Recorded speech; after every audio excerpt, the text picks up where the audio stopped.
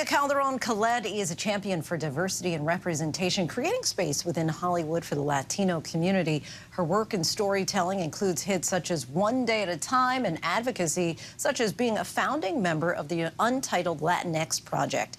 ABC's Stephanie Ramos spoke with the hilarious writer, producer, director, and actress about season 2 of Amazon's culturally rich rom-com With Love. Oh, never leave again. You have a tendency to lose yourself in a relationship. Once a cute boy comes along, you neglect the things you care about. Happy birthday to me. Did you go skinny dipping?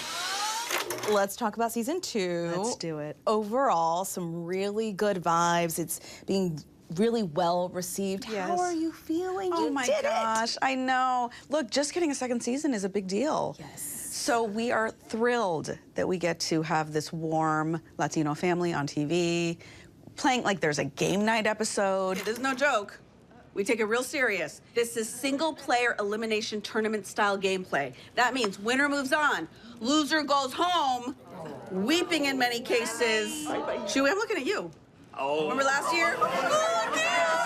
There's an episode where they're just eating and having Thanksgiving. There's an episode where we're doing the preparations for a wedding, because this whole second season is somebody's getting married. I'm not going to tell you who. But then how a Latino family comes together, and how really so many families, it's such a relatable thing, how everyone comes together to make this wedding happen. And all the fun and hilarity that ensues. Yes, yes. How much did we need a show like this? I mean, I can speak for myself and some other folks. We needed this. But like, how much did we need something like this in the space, just put out there for everyone? Oh, I think so much. There's such a starvation for representation for the community still.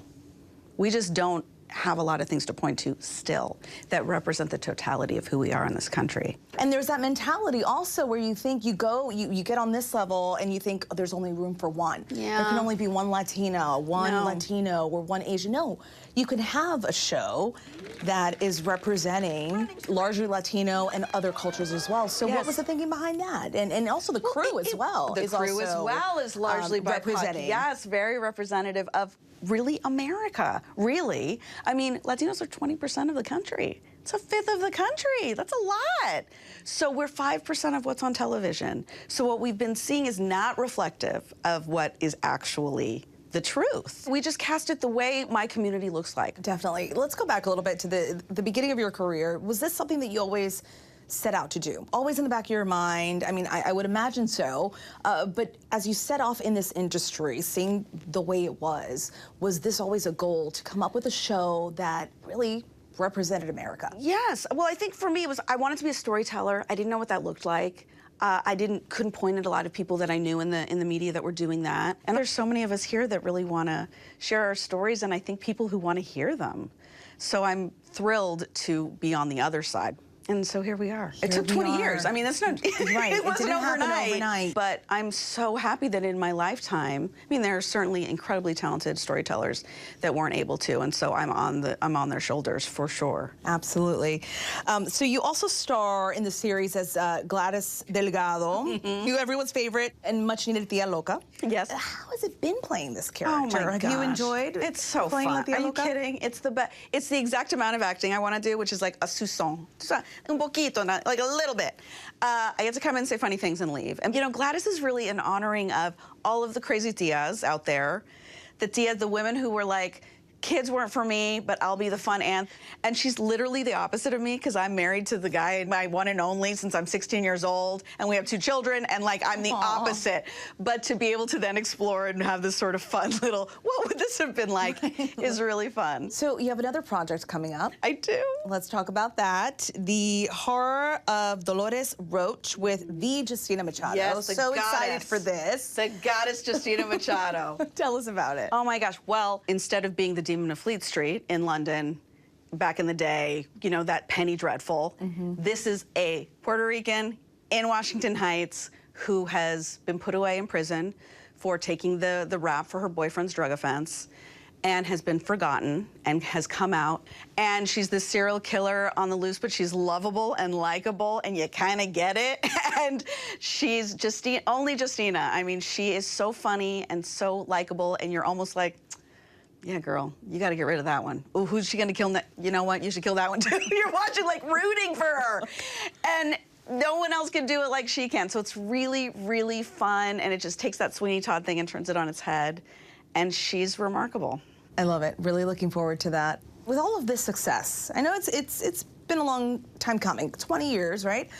With all of the work that you've put in, how do you stay grounded? There's not a day that goes by that I don't think about my grandparents who made the very difficult decision to send their children to another country as unaccompanied minors in the hopes that the people on the other side of the water would be kind, and they were. And to my parents who came here afraid at 15 years old to a brand new country when they didn't want to leave the beautiful tropical paradise that they were in so that I could be free. That walks with me in everything I do. So to be able to now make shows about beautiful families like the ones I came from is in honor of them. What would you say to someone who's either just aspiring to go into any industry really and feels a little just not motivated because of the lack of representation? It's slow, but it's happening. What would you say to someone that's a little discouraged right now? Well, I think both things are true, right? We can be like, what? It's still this bad? Like, it is a huge bummer. Like, I gotta hold space for, I can't believe it's still so bad. And look at all the wins. Let's celebrate the wins. So many of us are what we've been waiting for, are who we've been waiting for. We've been waiting for ourselves to pull us out of this, to take all of the things that our parents taught us and to move through it. We have to now. And so I am Sin Pena. I am without any, I have no embarrassment. I got one life, and I got stuff to do, and I want to see change in my lifetime. And I'm going to tell people, what are you waiting for? What are you waiting for? We want to do this now. We can do it and take up space in a loving way. This is ours, too. Our thanks to Stephanie and Gloria for that. You can stream all episodes of With Love on Amazon Prime. Hi, everyone. George Stephanopoulos here. Thanks for checking out the ABC News YouTube channel. If you'd like to get more videos, show highlights, and watch live event coverage, click on the right over here to subscribe to our channel. And don't forget to download the ABC News app for breaking news alerts. Thanks for watching.